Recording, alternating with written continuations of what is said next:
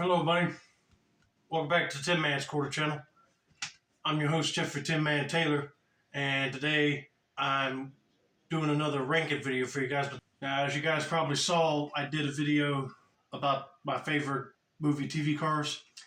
Well, now I'm doing one of my favorite crime-fighting machine of all time that was used by Gotham's protector, the Batmobile.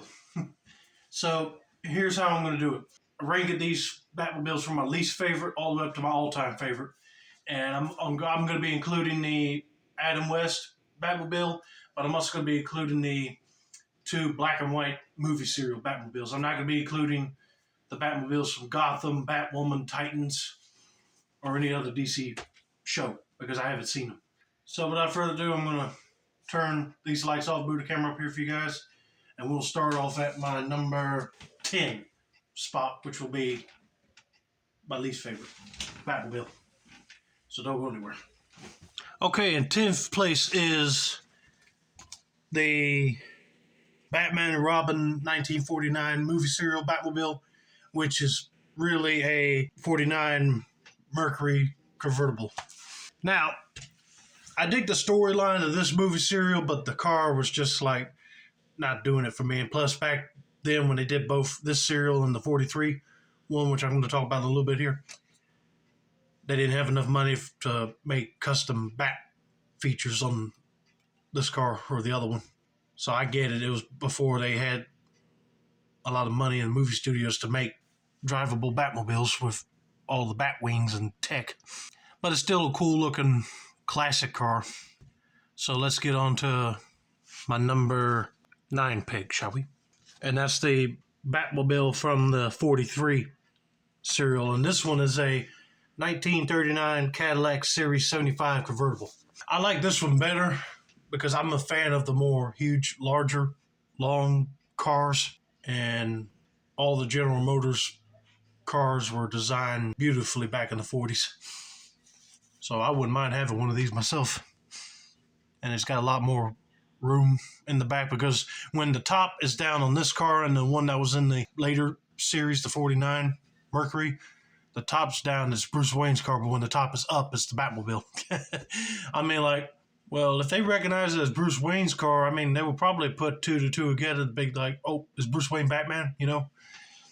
But nope, he just has this scapegoat that Bruce Wayne lets Batman borrow it. Perfect cover-up. Okay, my number 9 pick is the Batmobile from the 1966 to 68 series. I know what you're thinking. A lot of you probably going to be driving nails into me, but here's the thing. It is a cool Batmobile. I actually sat in one over at the Stars of Cars Museum in Gatlinburg, Tennessee.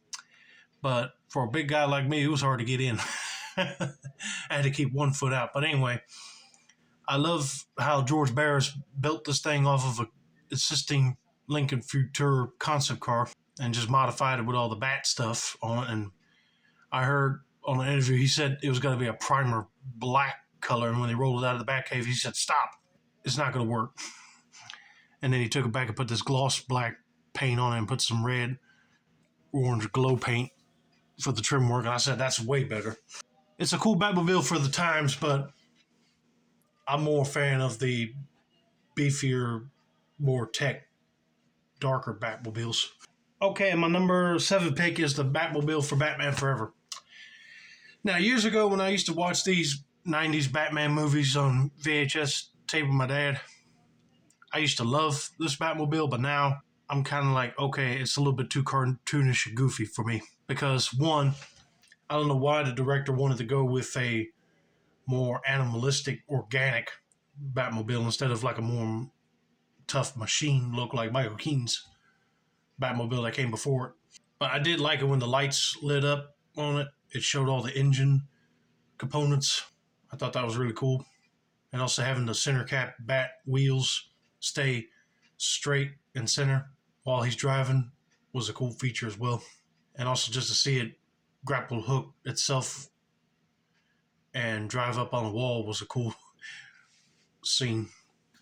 So even though it looks too fancy and too animal looking, it was really bulletproof and it has a lot of cool gadgets.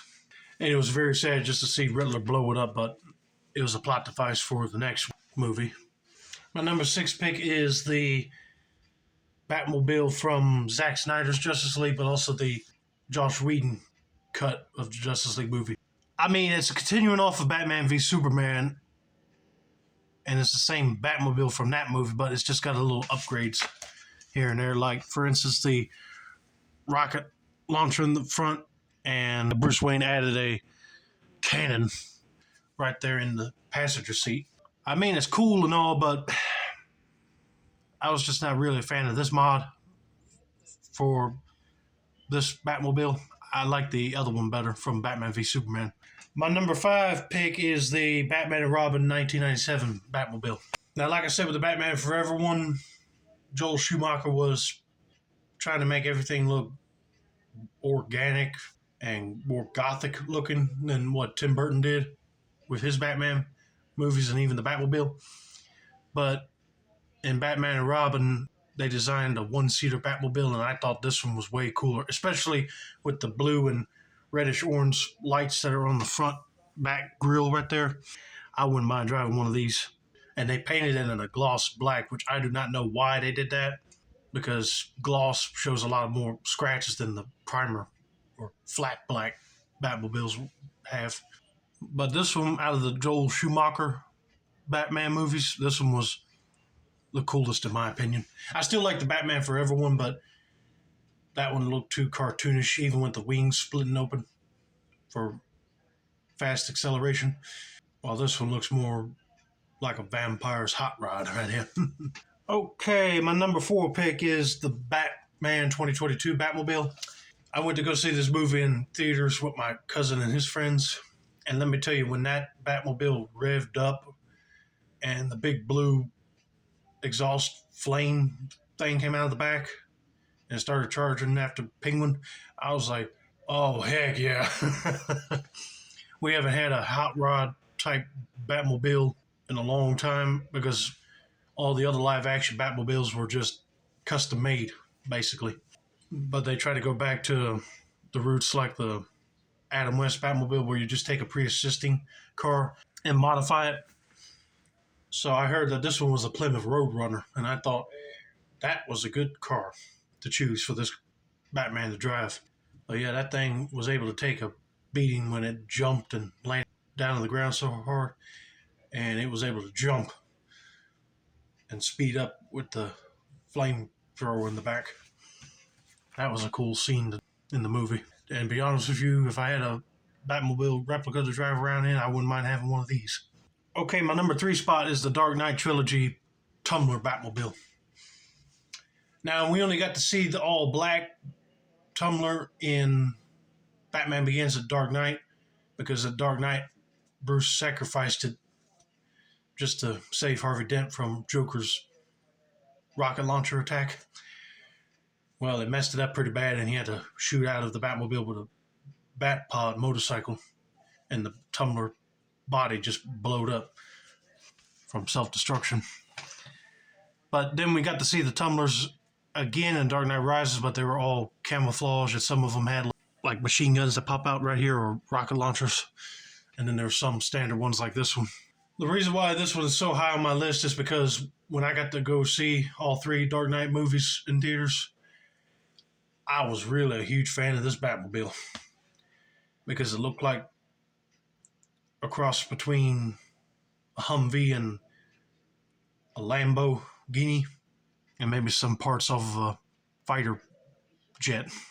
But since this movie was set on grounded reality, the Batmobile would have to be a tough crime-fighting street machine. But that's a cool, wicked car.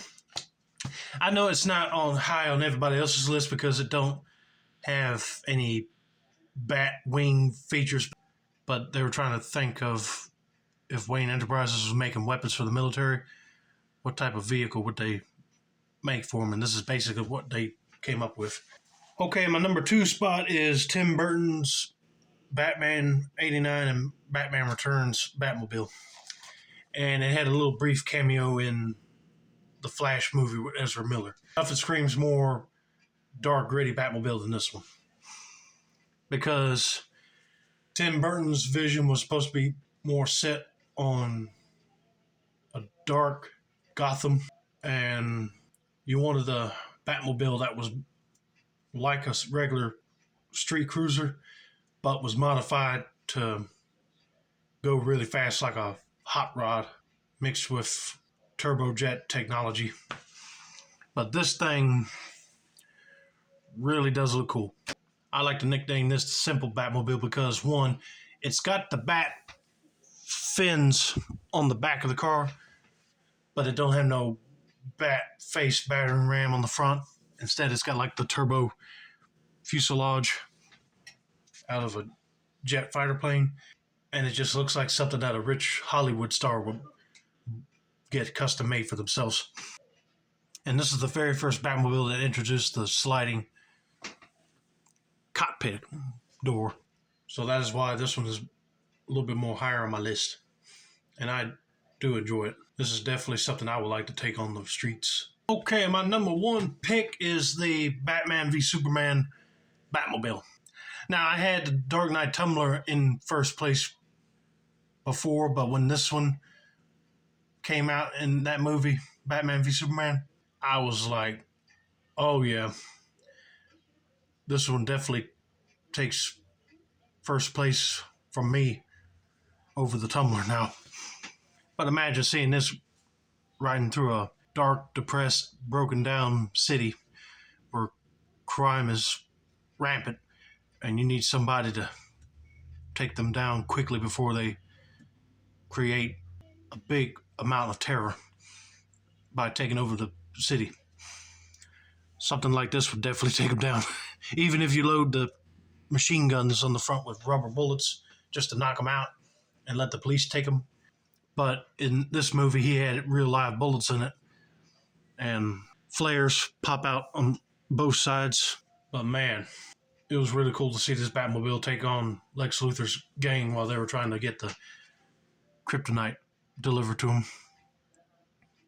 But I felt it was very disrespectful for Superman just to grab the cockpit doors and just rip them off its hinges. After that happened, Batman had to tie them doors down to the wings just so he could drive it back to the Batcave and fix it later. But if you take elements from the Tumbler, Michael Keaton's Batmobile, and maybe some of elements from Batman Forever's Batmobile, then you put them into this, I mean, that's what you get.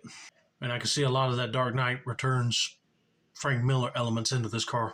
I just really love this one. Well, okay, everybody. I hope you guys enjoy my ranking of every live-action Batmobile that was in movies. And don't forget to like, subscribe, turn on post notifications for more ranking videos like this in the future. And let me know down in the comments which Batmobile is like your all-time favorite and your least favorite. Like, tell me how you rank.